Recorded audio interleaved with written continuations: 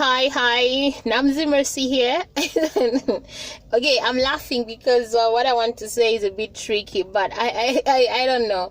COVID-19 has led me to do a lot of introspection and a lot of thinking and a lot of asking questions, because you see, the Bible says, as a man thinketh, so is he.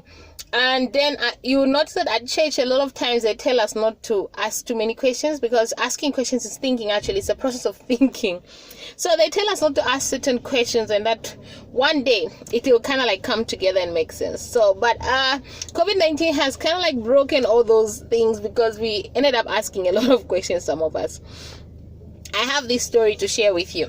A pastor is like this man or this woman who starts who has a vision that there's potential shima that can be eaten. Okay, that if people put certain efforts together, shima can actually be cooked with a relish, nice relish, and people can be fed and can live well. Okay, so the pastor or the female pastor or the woman of God or man of God will definitely go ahead, buy some pots, small pots, and potentially in the beginning get a bit of ingredients, right, for the nshima and the chicken and the veggies, like a balanced meal. Okay, cool. So they'll then call a few people to come and help them to cook, and and they will cook together.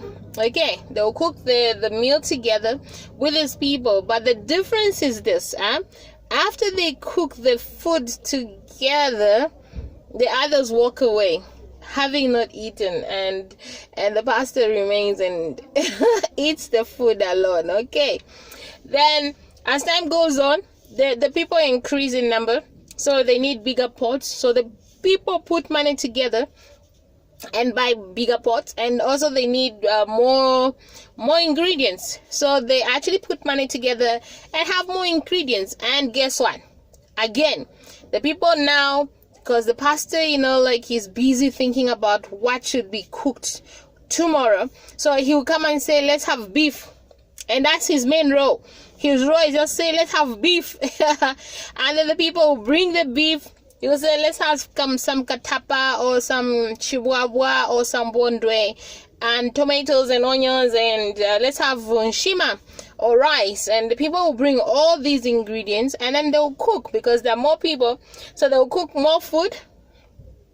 Guess what? Again, the people will go, and the pastor will remain with the food. He'll eat some, and he can do the rest as he feels. Okay, basically he can take some to the less privileged and whoever he feels like, but mostly him or her and other people who eat the food.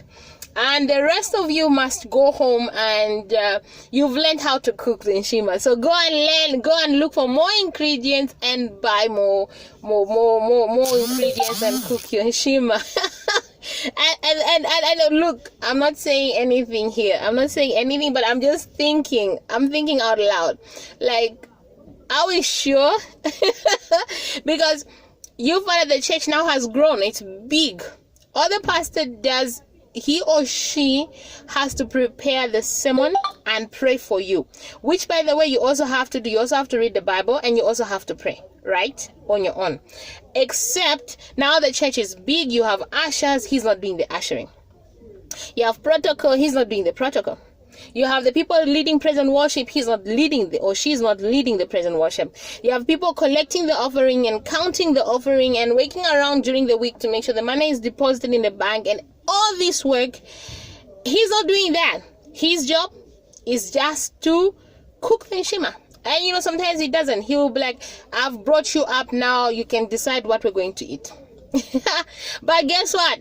No matter how much you bring relish, the nshima or the rice, whatever you bring, guess what? He eats. The rest of you go out there and look for more. You do the cooking, you do the preparing, you do the saucing, you do the thinking of what needs to be cooked, and you cook together. He eats, he improves, he grows. The rest of you look out there for growth. Just think. I'm not saying anything.